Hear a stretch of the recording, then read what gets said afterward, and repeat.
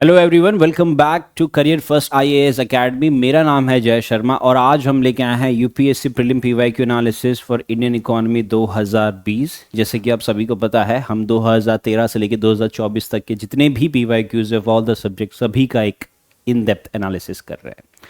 Right, so let's start with our very first question, जिसके अंदर पूछा गया है that along with the budget the finance minister also places other documents before the parliament which include the macro economic framework statement. The aforesaid document is presented because is mandated bye.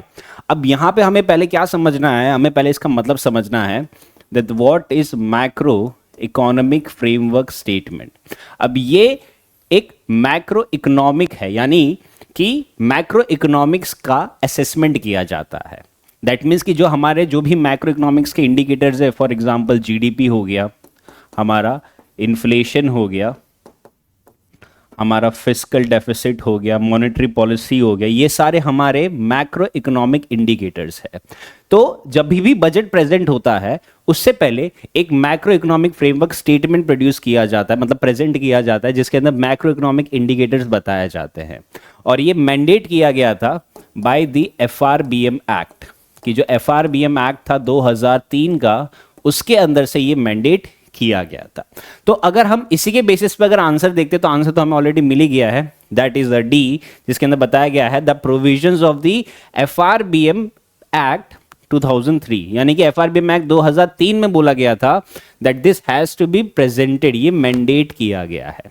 Right, so from aspect point of view आपको क्या समझना है? पहली चीज आपको ये समझनी है कि मैक्रो इकोनॉमिक्स और माइक्रो इकोनॉमिक्स का डिफरेंस हमें समझना होता है। कि मैक्रो इकोनॉमिक का अगर हम एक एग्जांपल से समझते हैं कि मान लेते हैं कि मैं एक फॉरेस्ट में खड़ा हूं।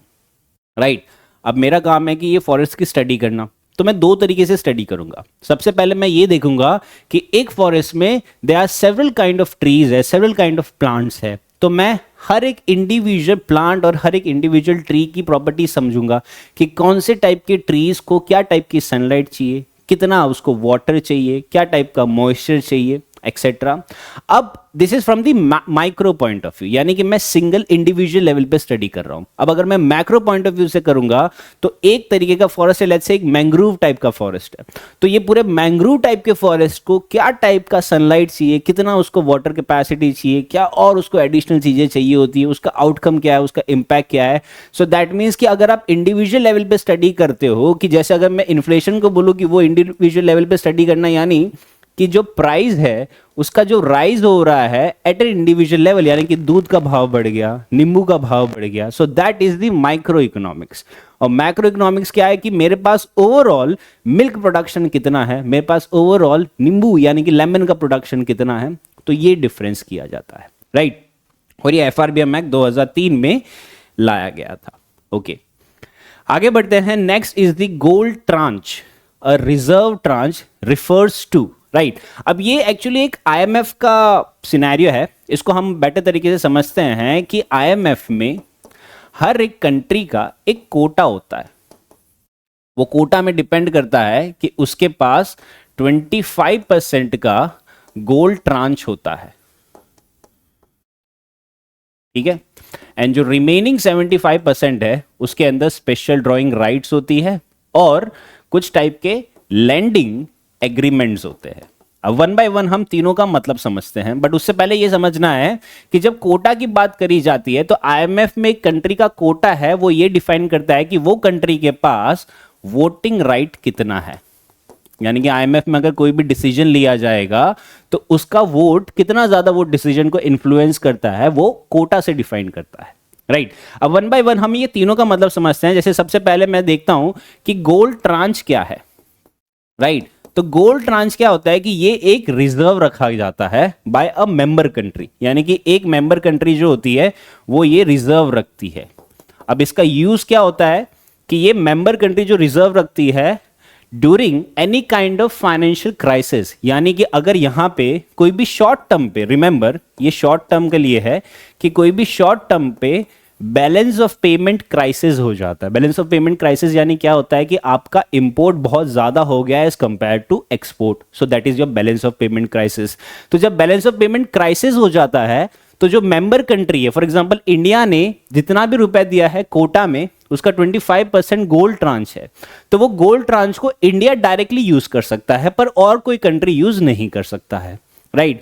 अगर उसके अलावा देखते हैं, जैसे दूसरा है स्पेशल ड्राइंग राइट्स। अब स्पेशल ड्राइंग राइट्स में क्या होता है कि list of basket of currencies होती है, कि कई सारी टाइप की करेंसीज उसके अंदर मेंशन की जाती है, जो सबसे ज्यादा ट्रेंडिंग करेंसीज होती है। Trending currencies in the sense कि कुछ 5 से 6 ग्लोबल करेंसीज होगी जिसमें सबसे ज्यादा ट्रेड किया जाता है, तो वो हो जाता है पूरी बास्केट ऑफ करेंसीज का, कि कई सारी करेंसीज का एक साथ बास्केट होता है, एंड इसको कई सारे तरीके से इसको यूज किया जाता है। बट इसमें डिफरेंस कैसा है कि जो गोल्ड ट्रांच है वो सिर्फ और सिर्फ वही कंट्री यूज कर सकती है जिसने अपना कोटा के हिसाब से गोल्ड ट्रांच दिया है, यानी कि रिजर्व ट्रांच दिया है। वेरे स्पेशल ड्राइंग राइट्स का क्या है कि इसके अंदर बास्केट ऑफ करेंसी है। तो मान लेते हैं कि आईएमएफ के पास 3 कंट्री का मेंबरशिप है, एक है इंडिया है, एक है पाकिस्तान है और एक चाइना है। तीनों ने मिलकर स्पेशल ड्राइंग राइट्स के अकॉर्डिंगली बास्केट ऑफ करेंसी में पैसा इन्वेस्ट कर दिया है। अब ये तीनों कंट्री में से किसी भी एक कंट्री का कोई भी फाइनेंशियल क्राइसिस हो गया, लेट्स से पाकिस्तान के पास कोई फाइनेंशियल क्राइसिस हो गया, तो वहां पे IMF special drawing rights use करेगी एंड वहां से उसको एडवांस देगी, that is the loans and advances दिया जाएगा। डिफरेंस यही है कि गोल्ड ट्रांच में जो कंट्री ने इन्वेस्ट किया है वही कंट्री उसका यूज कर सकती है। स्पेशल ड्राइंग राइट्स में आईएमएफ में जो भी मेंबर कंट्रीज है उसमें से सब उसका यूज कर सकते हैं, राइट। तो यानी कि जब भी लिक्विडिटी की नीड होती है तब ये रहता है। वेयर जो थर्ड आ जाता है, the third is the lending agreement. Now lending agreement क्या है? It's a similar kind of thing, कि इसके अंदर मेजरली चीज क्या होती है कि ये लॉन्ग टर्म का कोई भी बैलेंस ऑफ पेमेंट क्राइसिस होता है तब ये चीज यूज करी जाती है, that is the lending agreement. अब ये एग्रीमेंट क्यों होता है? क्योंकि इसके साथ कई सारे क्लॉज होते हैं जो मैंडेट किए जाते हैं। फॉर एग्जांपल इंडिया ने आईएमएफ से 1991 में लेंडिंग एग्रीमेंट साइन करवा दिया था, राइट। यानी कि आईएमएफ ने इंडिया को बोला कि हम आपको पैसा देंगे बट आपको ये लेंडिंग एग्रीमेंट साइन करना पड़ेगा। तो उसके लिए कंडीशन क्या बताई गई थी कि आपको इकोनॉमिक रिफॉर्म्स लाने पड़ेंगे। तो इंडिया ने उसके अकॉर्डिंगली लिबरलाइजेशन और प्राइवेटाइजेशन लाया था। Globalisation was an option but India ने वो भी फिर इंप्लीमेंट कर दिया था। सो ये 3 डिफरेंसेस है, राइट। पहला है गोल्ड ट्रांच जो मेंबर कंट्रीज शॉर्ट टर्म के लिए यूज कर सकती है। स्पेशल ड्राइंग राइट्स यानी कि आईएमएफ के लिए जो भी कंट्रीज है वो सब इसका यूज कर सकते हैं। एंड लेंडिंग एग्रीमेंट ये एक long term balance of payment crisis के लिए रहता है, बट इसके साथ कंडीशंस आती है लाइक इकोनॉमिक रिफॉर्म्स जो इंडिया ने इंप्लीमेंट किया था 1991 में। ओके, तो इसके अकॉर्डिंगली अगर हम देखते हैं कि इसका करेक्ट आंसर आ जाता है option D, that is a credit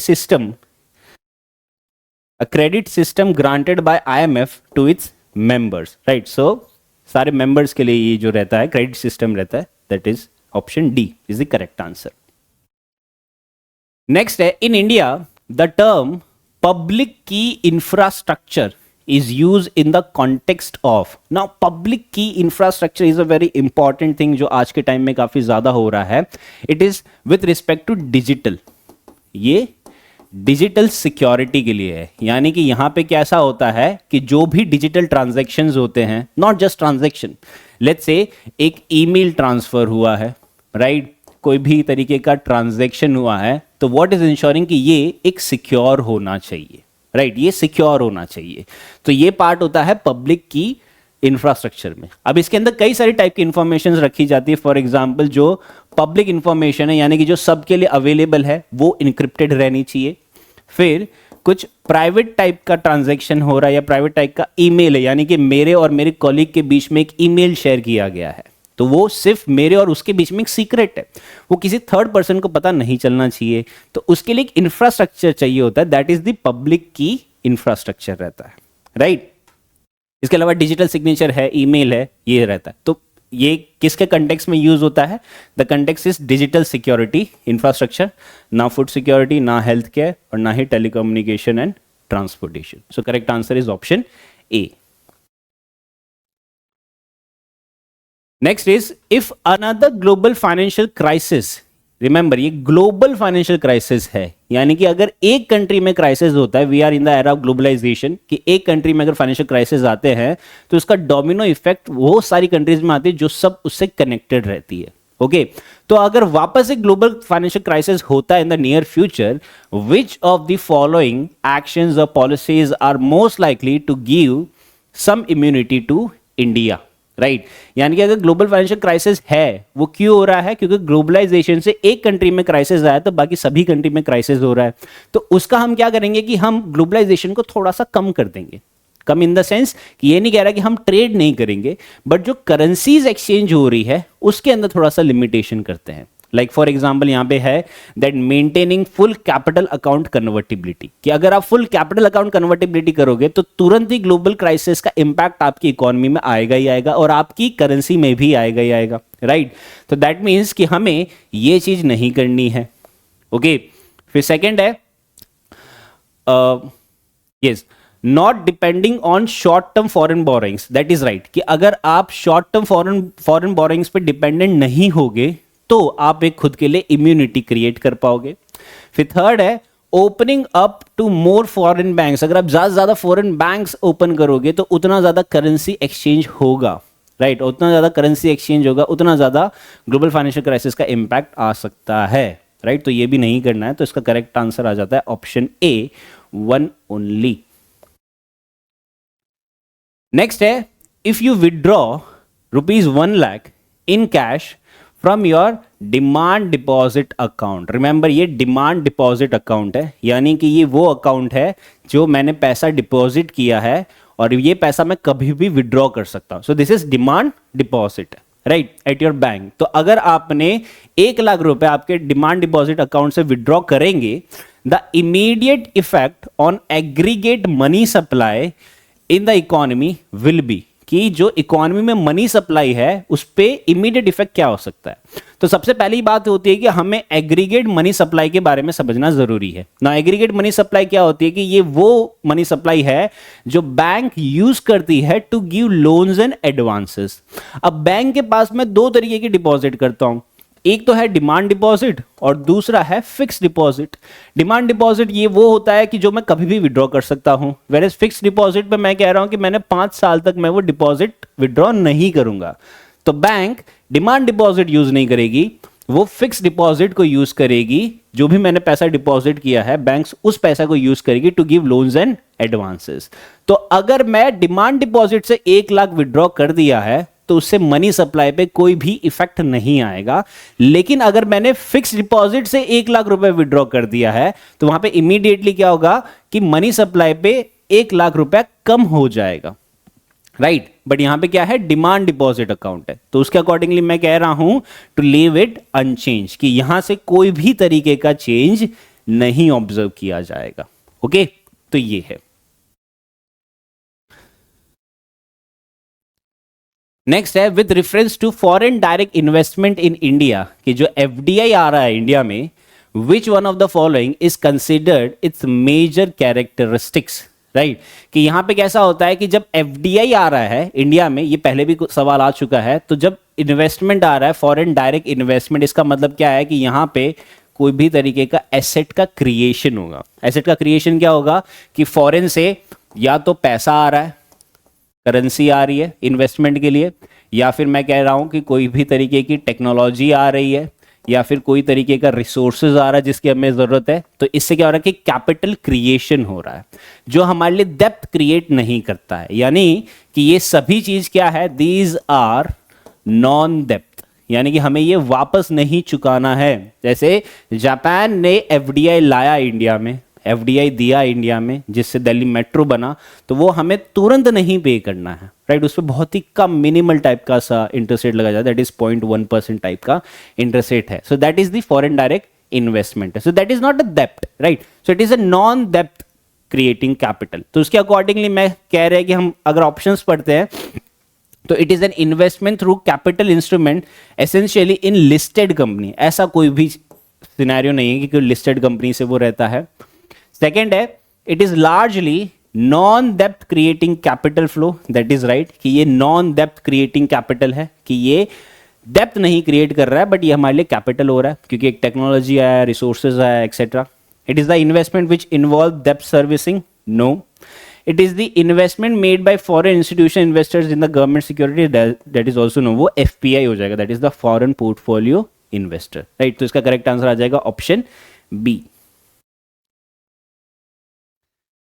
next है, with reference to the international trade of India at present which of the following statements is और आर करेक्ट, कि अगर हम इंडिया के इंटरनेशनल ट्रेड की बात करते हैं तो इसमें से कौन सा स्टेटमेंट करेक्ट है।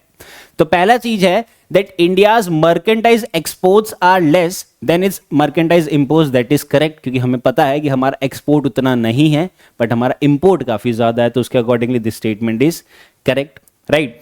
फिर उसके अकॉर्डिंगली अगर हम फोर्थ स्टेटमेंट देखते हैं तो उसमें क्या बोला है, that India suffers from overall trade और करंट अकाउंट डेफिसिट। अब यहां पे अगर फर्स्ट स्टेटमेंट राइट है जिसके अंदर क्या बोला है कि एक्सपोर्ट कम है इंपोर्ट ज्यादा है, तो जब इंपोर्ट ज्यादा होगा एज कंपेयर टू एक्सपोर्ट तो हमारा करंट अकाउंट में डेफिसिट इंक्रीज होगा, तो उसके accordingly option 4 is the correct answer, statement 4 is the right. Then statement 3 की अगर हम बात करें, that India's exports of services are more than the imports of services, that is right. India US को सबसे ज्यादा सर्विस एक्सपोर्ट करता है, कि इंडिया का और यूएस का जो ट्रेड बैलेंस है वो यूएस के लिए काफी ज्यादा डेफिसिट है, क्योंकि यूएस काफी ज्यादा सर्विसेज जो आईटी सर्विसेज है वो इंडिया से इंपोर्ट करता है और इंडिया उसको काफी ज्यादा एक्सपोर्ट करता है, so that is also correct. Where is second statement है that India imports of iron and steel, chemicals, fertilizers and machinery have decrease in recent year, no ये डिक्रीज नहीं हुआ, ये उल्टा और ज्यादा इंक्रीज हो चुका है, तो उसके अकॉर्डिंगली करेक्ट आंसर आ जाता है option D, that is statement 1, 3 and 4 only. Next, in the context of the Indian economy the non financial डेब्ट includes which of the following. अब यहां पे ऐसा है कि नॉन फाइनेंशियल डेब्ट की अगर बात की जाती है, जो फाइनेंशियल और नॉन फाइनेंशियल डेब्ट का अगर मैं डिफरेंस समझते हैं, कि अगर मैं फाइनेंशियल डेब्ट की बात करता हूं तो फाइनेंशियल डेब्ट वो होता है कि जब कोई भी तरीके की फाइनेंशियल एंटिटी का डेब्ट होता है, यानी कि एक कमर्शियल बैंक जो है उसका कोई डेब्ट है तो वो फाइनेंशियल डेब्ट होता है। वेरेज एज एन इंडिविजुअल, मैंने अगर बैंक से लोन लिया है, मैं अगर बैंक से क्रेडिट कार्ड यूज करता हूं, उसका बिल मेरे को वापस पे करना है, तो that is I am as an individual is a non financial entity. मैं एक फाइनेंशियल एंटिटी नहीं हूं बट बैंक एक फाइनेंशियल एंटिटी है, तो अगर मेरा कोई डेब्ट इंक्रीज होगा तो वो नॉन फाइनेंशियल डेब्ट कहा जाएगा, वेरेज अगर बैंक का डेब्ट इंक्रीज होगा तो वो फाइनेंशियल डेब्ट कहा जाएगा। तो उसके अकॉर्डिंगली अगर मैं स्टेटमेंट देखता हूं, housing loans owned by an household, that is right, ये एक नॉन फाइनेंशियल डेब्ट होगा। The amounts outstanding on credit card, that is also right, ये एक नॉन फाइनेंशियल डेब्ट होगा। द ट्रेजरी बिल्स, ये इशू करती है गवर्नमेंट के द्वारा, तो that is again a non financial entity, तो ये नॉन फाइनेंशियल डेब्ट होगा, तो उसके अकॉर्डिंगली इसका करेक्ट आंसर आ जाएगा all of the above, that is 1, 2 and 3। Next है, with reference to the TRIMS which of the following is और आर करेक्ट। अब ट्रिम्स का मतलब क्या है कि ट्रिम्स एक ट्रेड रिलेटेड इन्वेस्टमेंट मेजर है डब्ल्यूटीओ का, राइट। यानी कि ये क्या करता है, ये ट्रेड को रेगुलेट नहीं करता है, बट ये क्या बताता है कि अगर गवर्नमेंट ने कोई भी तरीके की पॉलिसी लेके आया है या कोई भी तरीके की प्रैक्टिस कर रहा है जिससे जो ग्लोबल ट्रेड है वो डिस्टॉर्ट होगा, तो वो अलाउड नहीं किया जाएगा।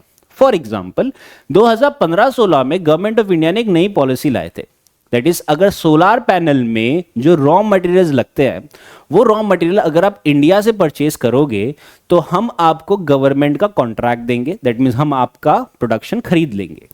तो ये यूएस ने ट्रिम्स के अंदर डब्ल्यूटीओ के पास केस लेके गया। यूएस ने कहा कि हमारा कई सारा रॉ मटेरियल जो हम एक्सपोर्ट करते हैं इंडिया को वो अब नहीं खरीद रहे हैं लोग, राइट। क्यों नहीं खरीद रहे? क्योंकि इंडियन गवर्नमेंट ने बोला कि अगर आप जो भी रॉ मटेरियल का डोमेस्टिक रिक्वायरमेंट फुलफिल करते हो तो हम आपसे कॉन्ट्रैक्ट लेंगे, तो लोग इंडिया से डोमेस्टिकली ही सोर्स करने लग गए, वो यूएस से इंपोर्ट नहीं कर रहे थे, राइट। तो यहां पे इंडिया ये केस हार गया था एंड फिर इंडिया को ये प्रैक्टिस हटानी पड़ी, डोमेस्टिक रिक्वायरमेंट हटाना पड़ा एंड अल्टीमेटली इंडिया वापस इंपोर्ट कर रहा है सोलर पैनल्स का जो भी रॉ मटेरियल यूएस से लेना है। सो दैट मीन्स कि जो ट्रिम्स है वो ट्रेड को रेगुलेट नहीं कर रहा है, बट वो क्या कर रहा है कि अगर कोई भी ट्रेड डिस्टॉर्ट होता है due to any kind of policies और प्रैक्टिसेस तो वो उस पर रोक लगाता है, right.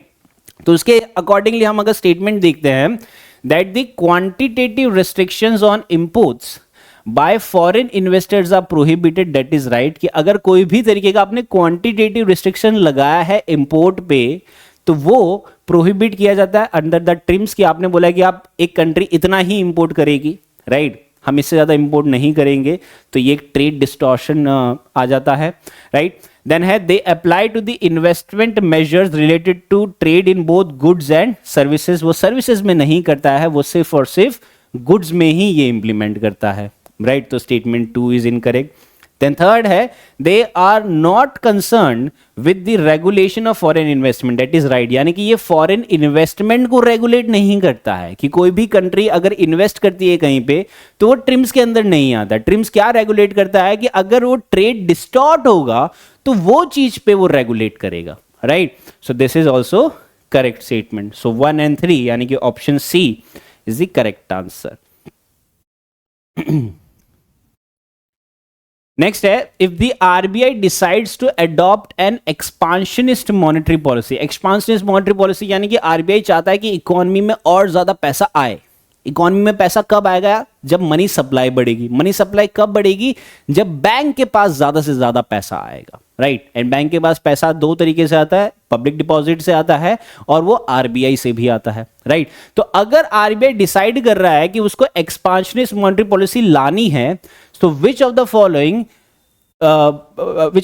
Would it not do, कि इसमें से उसको कौन सा नहीं करना चाहिए, राइट। अगर उसको मार्केट में पैसा बढ़ाना है, आरबीआई के पास पैसा, कमर्शियल बैंक के पास पैसा बढ़ाना है, तो अगर आरबीआई स्टैट्यूटरी लिक्विडिटी रेशियो को कट करेगा, यानी कि जो रिक्वायरमेंट है कमर्शियल बैंक को, सीआरआर की रिक्वायरमेंट होती है, एसएलआर की रिक्वायरमेंट होती है, अगर वो रिक्वायरमेंट कम होगी तो कमर्शियल बैंक के पास क्या रहेगा कि ज्यादा से ज्यादा फंड रहेगा। तो जितना ज्यादा फंड रहेगा उतना ज्यादा मनी सप्लाई इंक्रीज होगा और उतना ज्यादा हम एक्सपांशनिस्ट मॉनेटरी पॉलिसी को इंप्लीमेंट करवा पाएंगे, राइट। तो अगर ये कट होगा तो एक्सपांशनिस्ट मॉनेटरी पॉलिसी इंक्रीज होगी, राइट। बट ये चीज बोला है कि विच of the following would it not do, कि इसमें से इसको कौन सा नहीं करना चाहिए, बट ये तो करना चाहिए क्योंकि एसएलआर कम होगा तो ही इकोनॉमी में पैसा बढ़ेगा, राइट। सेकंड है increase the marginal standing facility rate. अब मार्जिनल स्टैंडिंग फैसिलिटी रेट क्या होती है कि जो शॉर्ट टर्म बोरोइंग्स करती है commercial banks from the RBI, उसके लिए होता है। तो अगर कमर्शियल बैंक को हम जो लोन दे रहे हैं वो लोन का अगर मैं रेट इंक्रीज कर दूंगा तो कमर्शियल बैंक के पास पैसा कम हो जाएगा, मनी सप्लाई कम हो जाएगी, तो जो एक्सपांशनिस्ट मॉनेटरी पॉलिसी है उसको हम इंप्लीमेंट नहीं कर पाएंगे। तो हमें ये चीज नहीं करनी है आरबीआई को। थर्ड चीज बोला है cut the bank rate and the repo rate. So similar like SLR, कि एसएलआर अगर कट होगा तो इकोनॉमी में पैसा बढ़ेगा। सिमिलरली बैंक रेट और रेपो रेट कट होगा तो मनी सप्लाई बढ़ेगी, कमर्शियल बैंक के पास भी पैसा बढ़ेगा, राइट। तो इसका करेक्ट आंसर आ जाता है option B, that is 2 only, कि आप कोई चीज भी इंक्रीज नहीं कर सकते, आप रेट डिक्रीज करिए, okay.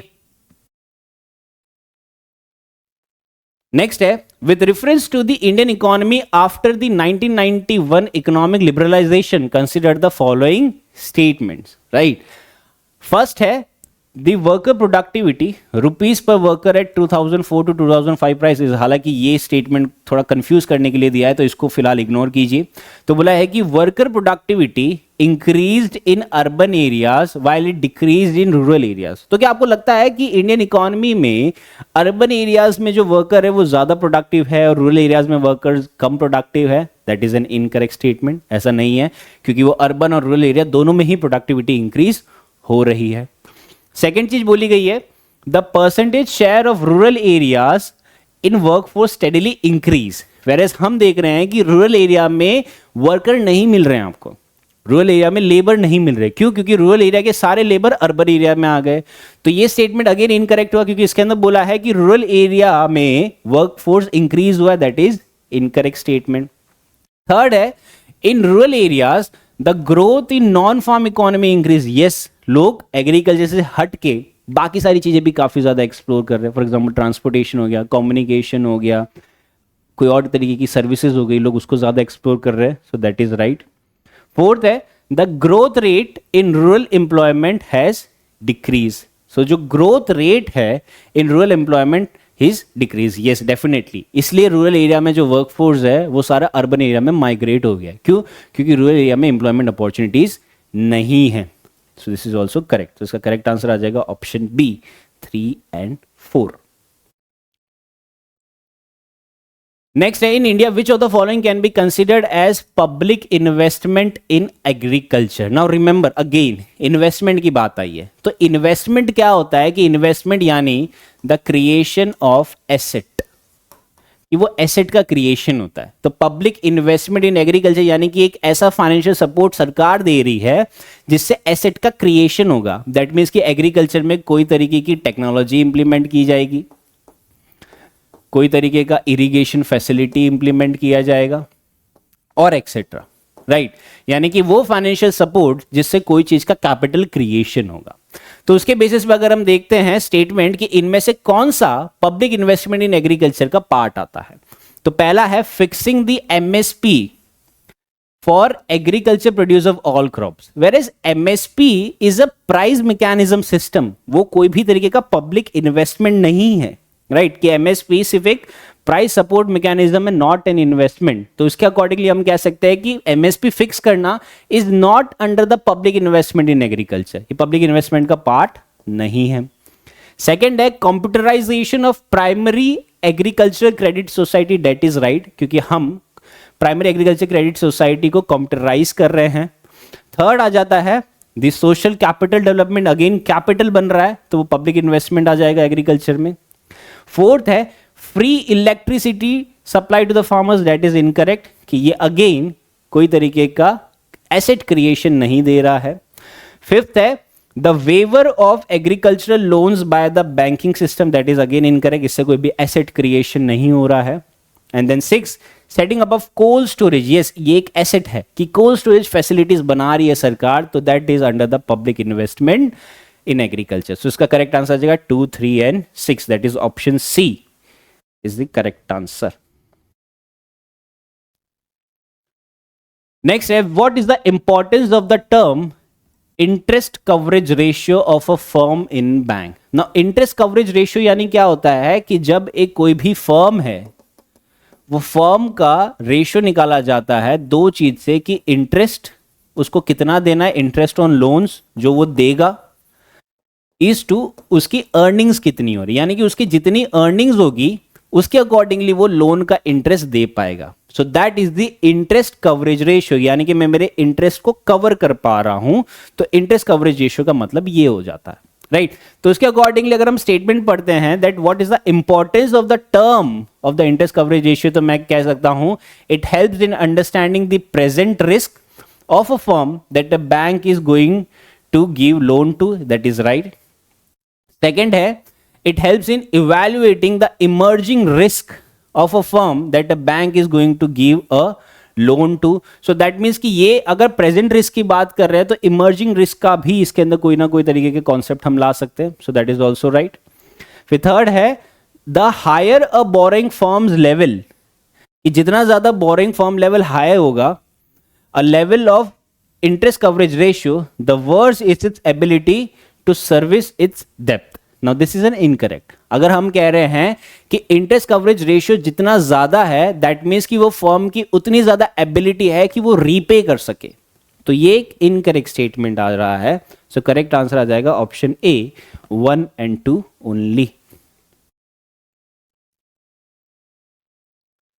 Which of the following factor or policies were affecting the price of rice in India in the recent past? कि प्राइस ऑफ राइस इसमें से क्या क्या चीजें अफेक्ट करती है. तो मैं कह रहा हूं कि कोई भी चीज की जो प्राइस होती है ना, वो दो चीजों पे इफेक्ट करती है. पहला है कि वो पर्टिकुलर प्रोडक्ट जो है उसकी डिमांड क्या है, और दूसरा उसकी सप्लाई क्या है. सप्लाई डिपेंड करती है कि हमारे पास उसका प्रोडक्शन कितना हो रहा है, और डिमांड डिपेंड करती है कि लोगों का परचेजिंग पावर कितना है, कि लोगों के पास पैसा कितना है कि वो ये चीज़ खरीद पाएंगे. तो उसके अकॉर्डिंगली अगर हम देखते हैं तो मिनिमम सपोर्ट प्राइस एक फार्मर का पैसा बताता है, राइट. एंड उसके अकॉर्डिंगली हम बता सकते हैं कि ये प्राइस ऑफ राइस को इन्फ्लुएंस करता है. देन मैं कह रहा हूँ कि गवर्नमेंट ट्रेडिंग, यानी कि गवर्नमेंट कितना ज़्यादा स्टॉक रख रहा है, तो वो उसको अफेक्ट करता है. गवर्नमेंट का स्टॉक पाइलिंग अफेक्ट करता है. कंज्यूमर सब्सिडीज, यानी कि लोगों का परचेजिंग पावर कितना है, तो ये भी उसको अफेक्ट करता है. तो करेक्ट आंसर आता है all of the above, that is 1, 2, 3 and 4.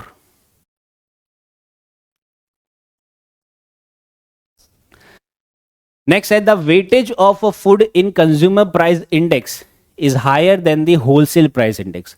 Now थोड़ा सा इस पर क्लैरिटी ले लेते हैं between the wholesale price index and the consumer price index, कि ये दोनों में ये होता है कि जब भी कोई भी prices there is a change in price in a wholesale good, तो वो होलसेल प्राइस इंडेक्स में आता है. A change in price in a consumer goods, यानी कि कंज्यूमेबल गुड्स जो रिटेल प्राइस पे सेल किया जाता है, जैसे हम रोज़ जो शॉप से खरीदते हैं, जो रिटेल शॉप्स होती है, तो कंज्यूमर प्राइस इंडेक्स हो जाता है. ठीक है, तो अगर हम इसका एग्जांपल समझते हैं कि लेट्स से कि जो शुगर है, शुगर का होलसेल प्राइस पहले ₹30 था, जो बढ़ के ₹33 हो गया. तो यानी कि यहाँ पे क्या हो गया कि जो होलसेल प्राइस इंडेक्स है वो 10% से इंक्रीज हो गया है. ठीक है, वेरेज अगर हम कंज्यूमर प्राइस इंडेक्स की अगर बात करते हैं कि पहले जो चीज़ 50 रुपए की थी वो बढ़ के 60 रुपए की हो गई है, यानी कि यहाँ पे जो कंज्यूमर प्राइस इंडेक्स है वो 20% से इंक्रीज हो चुका है. ओके, तो उसके अकॉर्डिंगली अगर हम देखते हैं तो यहाँ पे ये है the weightage of food in consumer price index is higher than that in the wholesale price index. That is right. क्यों? क्योंकि कंज्यूमर प्राइस इंडेक्स में अगर हम एक इंसान की बात करते हैं तो इंसान जैसे मैं सबसे ज़्यादा क्या चीज़ कंज्यूम करूँगा? मैं सबसे ज़्यादा खाना कंज्यूम करूँगा. मैं दिन में 3 बार खाना खाऊंगा, तो मेरा सबसे ज़्यादा एक्सपेंस किस में जाएगा? मैं सबसे ज़्यादा एक्सपेंस खाने में जाएगा. तो मैं कहाँ से परचेज करूँगा? मैं रिटेल शॉप से परचेज करूँगा. तो अगर रिटेल शॉप में एक चीनी का भाव 50 से 60 रुपए हो गया है, तो दैट मीन्स कि वहाँ पे 20% से इंक्रीज हो गया है. वेरेज होलसेल प्राइस में वो चीनी का भाव 30 से 33 रुपए हो गया है, तो वो सिर्फ 10% से इंक्रीज हो रहा है. राइट, तो उसके अकॉर्डिंगली मैं कह सकता हूं कि जो वेटेज है वो कंज्यूमर प्राइस इंडेक्स का ज्यादा है with respect to the food, क्योंकि फूड सबसे ज्यादा लोग कंज्यूम करते हैं. लोग इतना कपड़ा नहीं खरीदते जितना लोग खाना खाते हैं. राइट, तो उसके अकॉर्डिंगली देखा जाए the weightage of food in CPI is higher than that in the WPI. That is right. फिर सेकंड है the WPI does not capture changes in the prices of services which CPI does. that is also right. right, कि WPI services नहीं capture करता है. Third है the reserve bank of India has now adopted WPI. That is incorrect. वो अभी भी CPI ही है, वो WPI नहीं लेता है, वो CPI ही लेता है. So third statement is incorrect. So correct answer आ जाता है option A 1 and 2 only.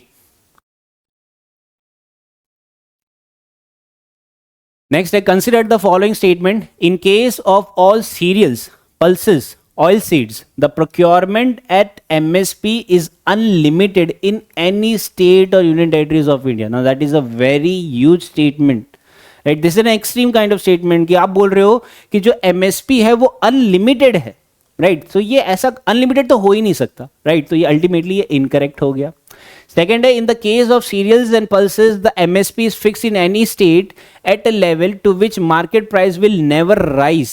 Now there are several instances कि जो MSP है वो 50 रुपए रखी गई है बट मार्केट प्राइस 60 रुपए हो गई है. राइट, तो ये बोल रहा है कि never rise. This is again an extreme word, so this is again an incorrect statement. तो इसका करेक्ट आंसर आ जाएगा option D, neither one nor two. Last है with reference to the Indian economy, consider the following statements that commercial paper is the short term unsecured promissory note. That is right. Second है the certificate of deposit is a long term, not it's a long term, it's a short term instrument which is issued by the RBI of India to a corporation. So it's incorrect. Third है call money is the short term finance used for interbank transaction. That is again right. Fourth है the zero coupon bonds are interest bearing. ये interest नहीं मिलता है, zero coupon bonds पे interest नहीं मिलेगा. Right, so these are the issued by the schedule commercial bank to corporation, but इस पे इंटरेस्ट नहीं मिलता, तो उसके accordingly this statement is incorrect. So correct answer आ जाता है 1 and 3. That is option C 1 and 3 only. Right. So this is it from today's video. In the coming video, we'll be covering more such kind of previous year questions. Till then, stay safe and study well. Thank you.